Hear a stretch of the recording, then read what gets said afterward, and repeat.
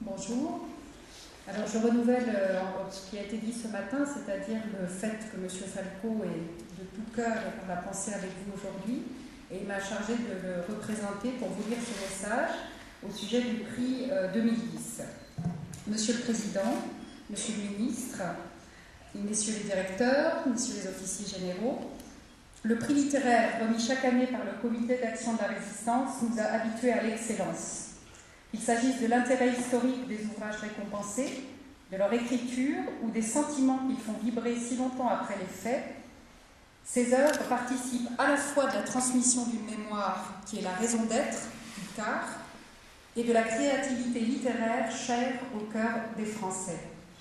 J'en veux pour preuve ce passage très émouvant du livre de Pierre Antique, lorsque, enfermé dans la prison de Fresnes, il a un jour le bonheur de recevoir un livre. Il s'agit des Mains vides de Maurice Genevoix. Le prisonnier a ces mots très beaux. Sagement, je ne pénètre dans ce refuge qu'un peu chaque jour pour prolonger mon évasion. Car, si mon livre n'est pas gros, je trouve que les caractères d'imprimerie le sont trop. Je pourrais le dévorer en 2 heures, mais il faut le faire durer. Le faire durer, c'est précisément ce qu'il est impossible de faire avec le livre d'Antique.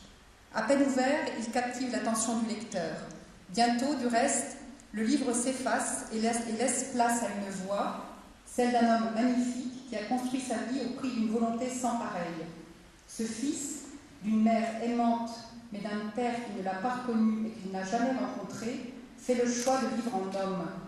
C'est lui qui décide, enfant, de devenir marin en lisant par hasard dans le dictionnaire le nom de l'école des pupilles de la marine. C'est lui, le breton d'origine, qui décide de devancer l'appel pour s'engager en 1936 au 27e bataillon des chasseurs alpins. Cela le conduira d'ailleurs en avril 40 en Norvège, où il se porte volontaire pour les combats de Narvik. C'est lui et lui seul, de retour en France, démobilisé, qui décide de résister à l'occupation et au défaitisme du régime de Vichy. Son livre est essentiellement consacré à ce combat-là.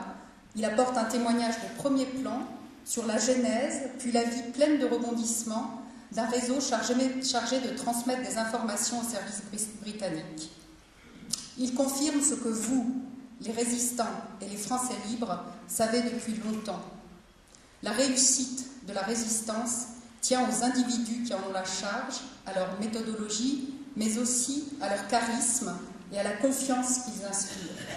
Pierre Antique, alias Mao, y réussit chef, parce qu'il allie le savoir-faire acquis dans l'armée à une humanité construite pierre par pierre.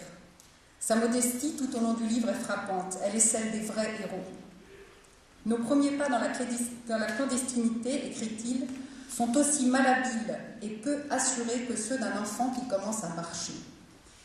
La grande leçon est que l'on ne naît pas résistant, mais qu'on le devient. On le devient en révisant tout ce que l'on a appris jusque-là, qu'il s'agisse du respect de l'État et de ses lois ou du confort de la vie. Antique apprend vite. À force d'ingéniosité et d'astuce, il met en place des communications par radioémetteur, puis organise des atterrissages d'avions anglais en race campagne française au rythme des pleines lunes. Menacé, parfois arrêté par les gendarmes ou par les Allemands, il s'en tire grâce à un toupet sidérant qui consiste le plus souvent à se faire passer pour un collaborateur ou par un adepte du marché noir, ce qui lui vaut des commentaires peu amènes de la part des Français qui assistent à ces scènes. Ses qualités de terrain le font remarquer des Britanniques. Il le charge de créer un réseau qui réalisera des opérations aériennes en France occupée. Le 26 mai 1943, il est parachuté dans son pays natal et réalisera jusqu'en novembre plus de 10 atterrissages et des parachutages qui permettront de livrer du matériel. Son arrestation le 6 janvier 1944, puis son départ pour Dachau le 2 juin 1944, dont il sortira en avril 1945, n'entame pas sa pugnacité. La scène terrible où il réussit à faire reculer à coups de pied un berger allemand qu'un SS avait lancé sur lui pour le mordre en dit long sur sa conception de la résistance, sur sa conception de l'humanité également, car ce combattant émérite, qui a continué à se battre pour la France en Indochine, puis en Algérie, continue sans cesse de s'interroger sur ce qu'est être un homme. Face à l'ennemi, en Norvège, une question le marque à vie. Tirer ou ne pas tirer sur l'ennemi. Dans la guerre, tous les coups sont-ils permis? Cette capacité de réflexion, alliée à un héroïsme qui n'est pas galvaudé, fait de Pierre Antique un grand personnage sur lequel les Britanniques ne s'étaient pas trompés. Au moment de l'envoyer vers la France, un commandant britannique qui l'accompagne lui dit d'ailleurs ces mots: « Un pays qui possède des hommes comme vous peut être fier. La France est fière d'avoir compté Pierre Antique parmi les siens. Souhaitons que son livre soit lu par beaucoup de nos enfants. »